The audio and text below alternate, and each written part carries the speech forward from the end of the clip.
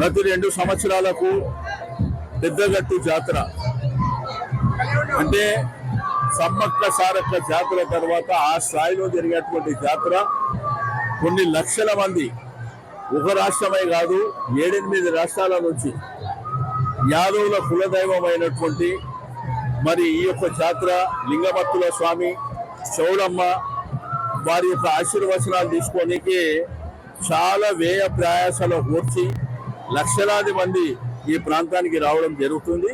ఇది 16వ శతాబ్దం నుంచి ప్రారంభమైంది.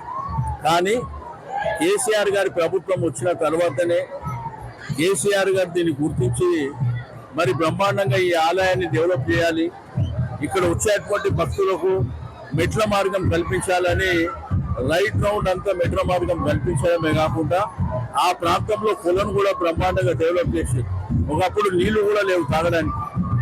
ఈ రోజు మిషన్ భగీరథ ద్వారా బ్రహ్మాండంగా నీళ్ళు ఇచ్చి మరి ఈ ప్రాంతాన్ని వచ్చే భక్తులకు ప్రజలకు ఎటువంటి అసౌకర్యాలు లేకుండా దీన్ని బ్రహ్మాండంగా తీర్చిదిద్దడం జరిగింది. కానీ ఈ రోజు ఈ ప్రభుత్వం వచ్చినాక నిన్న మంత్రి గారు చెప్పారు 5 కోట్లు ముఖ్యమంత్రి గారు ఇచ్చేదని, 1 రూపాయి ఖర్చు పెట్టిందో అడగండి.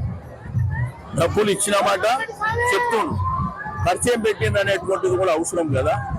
ఎందుకంటే కింది నుంచి పైకి వచ్చే వరకు చాలా మందికి స్మెల్ అనేది చాలా ఇబ్బందికరమైనటువంటి వాతావరణం. మీరు కూడా అక్కడికి నడుచుకుంటూ వస్తుంది ఎంత దారుణంగా ఉందో మీరు చూస్తుంది. ఎందుకంటే ఇవాళ రేపు ఈ బడ్స్ ఇటువంటి వచ్చిన తర్వాత మనం ప్రజల కోసం ప్రజలని కేర్ తీసుకోవాల్సినటువంటి బాధ్యత ప్రభుత్వాలపై ఉంటుంది. కాబట్టి ఇప్పటికీ మించింది లేదు. ఇవాళ 18వ తేదీ 20 తారీఖు వరకు జాతర ఉంటుంది కాబట్టి అన్ని జాగ్రత్తలు తీసుకోవాల్సినటువంటి అవసరం ఉంది.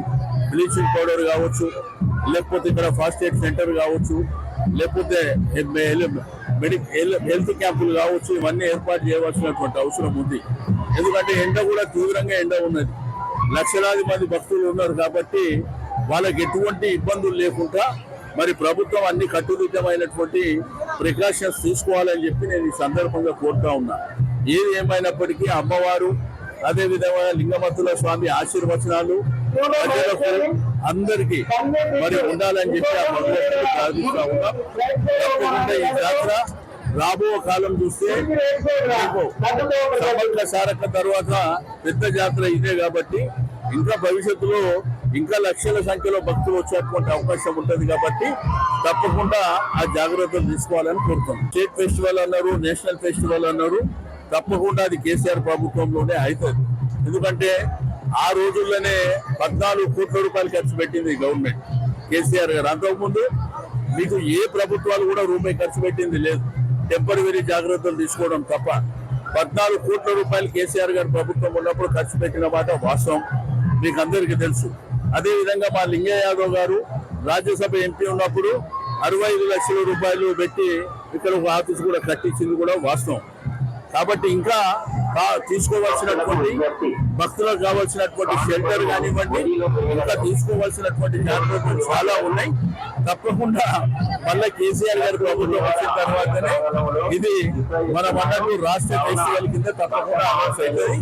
తప్పకుండా ఇంకా జాగ్రత్తలు తీసుకుంటాం. ప్రపంచంలో ఏ మూల ఏ క్షణం ఏం జరుగుతుందో వేగంగా తెలుసుకోవడానికి తొలి వెలుగు వాట్సాప్ ఛానల్ ని ఫాలో చేయండి.